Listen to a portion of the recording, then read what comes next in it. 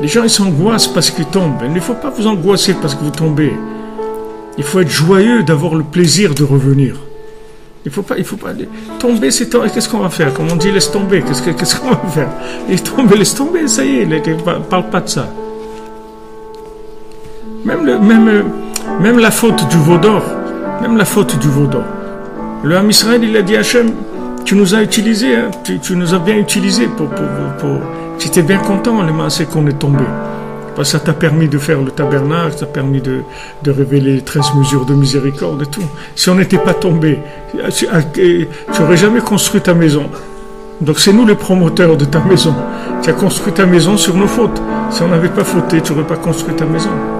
Puisqu'une fois qu'on a fauté, c'est là où tu as dit, bon alors, puisque maintenant il y a eu ça, on va construire le Mishkan, on va construire le tabernacle. Donc c'est grâce à nos fautes et c'est comme ça. Chaque fois que quelqu'un y tombe, en fait, qu'est-ce qu'il fait? Il ramène des parties avec lui. Ne regarde pas le côté que tu es tombé. Ça, laisse tomber ça. Laisse tomber que tu es tombé. T'occupe pas de ça. Regarde maintenant ce que tu ramènes avec toi. Et c'est magnifique, c'est merveilleux qu'est-ce que tu as ramené. Extraordinaire. Quelqu'un est parti en voyage, il a ramené des souvenirs de Chine ou de là où il a ramené. Extraordinaire. Donc quelqu'un, il est allé dans des endroits où personne ne va là-bas. Il ramène la parole d'Hachem de là-bas. Mais c'est magnifique. Quelque chose de magnifique. Rabbeinu, il insiste sur ça. Il dit, regarde, responsable, tu n'es pas responsable. Parce que 2000 ans d'exil, on peut responsabiliser personne. On peut responsabiliser quelqu'un que pendant qu'il y a le temple, il va et fait des bêtises. Alors qu'il y a le temple qui est là, il y a une lumière qui est là de présence d'Hachem très très forte. Alors on peut le responsabiliser.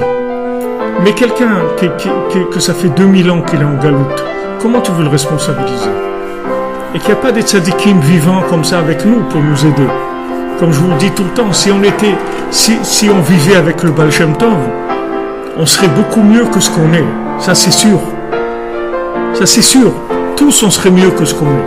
Si on vivait avec lui, dans sa maison, dans sa yeshiva, du Baal Shem Tov, c'est sûr qu'on serait mieux que ce qu'on est. Parce qu'il nous inspirerait, il nous donnerait on verrait un homme extraordinaire, ça nous donnerait beaucoup Donc vous voyez que c'est pas de notre faute.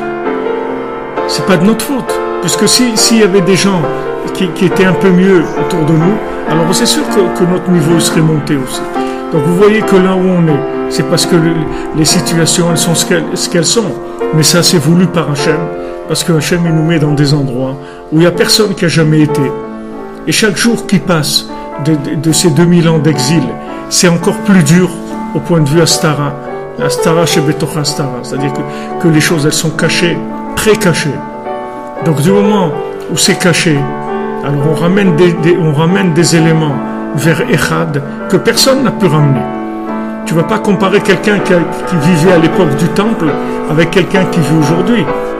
Tu ne vas pas comparer quelqu'un qui vivait à l'époque du Baal Shem Tov ou de Rabbi Nachman et quelqu'un qui vit aujourd'hui. Ça n'a rien à voir. Sur quoi il tient? C'est des miracles tous les jours. Sur quoi il tient? Comment il a envie de mettre les tefilines? Quand on va lui dire, toi, tu as vécu en l'an 2018 et tu gardais Shabbat, tu faisais Kiddush, mais c'est incroyable. Comment t'es arrivé à faire ça? Comment t'es arrivé à faire ça? Dis-nous comment t'as fait.